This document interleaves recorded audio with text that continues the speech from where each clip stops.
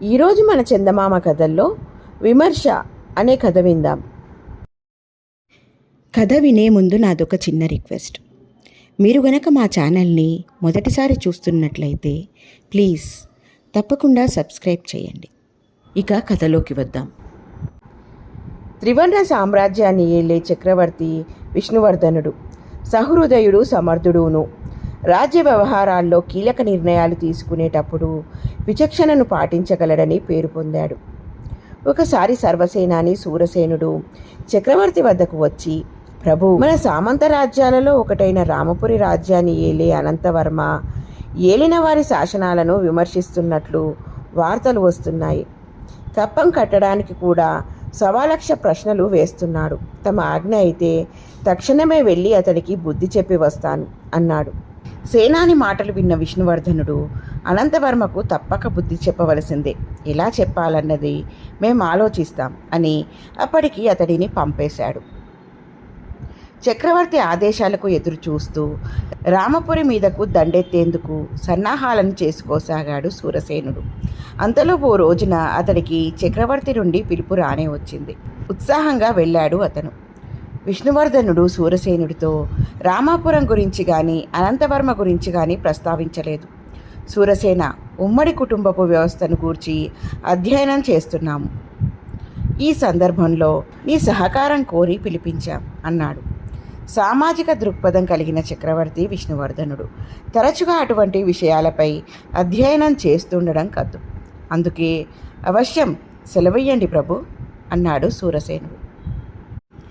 ఆ అధ్యయనంలో ఓ భాగమైన కుటుంబంలో సామరస్యతను గురించి పరిశీలించేందుకు వివిధ తరగతులకు చెందిన కొన్ని కుటుంబాలను నమూనాలుగా తీసుకున్నాం మేము. వాటిలో నీదొకటి చెప్పాడు విష్ణువర్ధనుడు. నువ్విప్పుడు చేయవలసిందల్లా ఇంటికి వెళ్ళి ప్రశాంతంగా ఆలోచించి గత 3 మాసాల్లోనూ నీ కుటుంబ వ్యవహారాలకు సంబంధించి నువ్వు తీసుకున్న నిర్ణయాలు, వాటిని నీ కుటుంబంలోని సభ్యులంతా ఏకగ్రీవంగా ఆమోదించిన సందర్భాలు వగైరా వివరాలన్నీ రాసుకుని వచ్చి మాకు చూపించాలి. ఓస్, అదెంత భాగ్యం అనుకున్న సూరసేనుడు చక్రవర్తి వద్ద సెలవు తీసుకుని వెళ్ళిపోయాడు. మర్నాడు తల వేలాడేసుకుని వచ్చిన సేనానిని చూసి విస్తుపోయాడు విష్ణువర్ధనుడు. మహాప్రభు, తరచి చూస్తే గత 3 మాసాలలోనూ నేను చేసిన ప్రతిపాదనలతో, నిర్ణయాలతో నా భార్య కానీ, నా 2 కుమారులు కానీ ఏకగ్రీవంగా అంగీకరించిన సందర్భాలు 1 అరా తప్పితే ఏవీ లేవు అని విన్నవించుకున్నాడు సూరసేనుడు. విష్ణువర్ధనుడు విస్తుపోయి, ఆశ్చర్యంగా ఉన్నదే, మరి కుటుంబ పెద్దగా నువ్వేం చేశావు?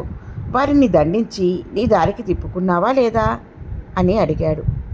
అందుకు సూరసేనుడు నవ్వి, ఓ పక్క నేను తాలికట్టిన భార్య, మరో పక్క పిల్లలు, పనివాళ్ళు, అనుభవ శూన్యులును. నా నిర్ణయాలలోని లోతుపాతులు వారికి ఎలా అర్థమవుతాయి? అందుకే వారికి నచ్చజెప్పడానికి ప్రయత్నించాను. అలా కొన్ని సందర్భాలలో వారి ఆలోచన సరళిని మార్చగలిగాను. కొన్ని సందర్భాలలో వారి ఆలోచనలకు అనుగుణంగా నా నిర్ణయాలను మార్చుకున్నాను అని జవాబిచ్చాడు. అప్పుడు విష్ణువర్ధనుడు మందహాసం చేసి, రామాపురాధీశులు అనంతవర్మ విషయంలో నువ్వు చేసిన ఫిర్యాదుకు సమాధానం కూడా ఇదే సూరసేన. అనంతవర్మ సామంతుడైన మాత్రాన అతడు మనకు బానిస అని అర్థం కాదు.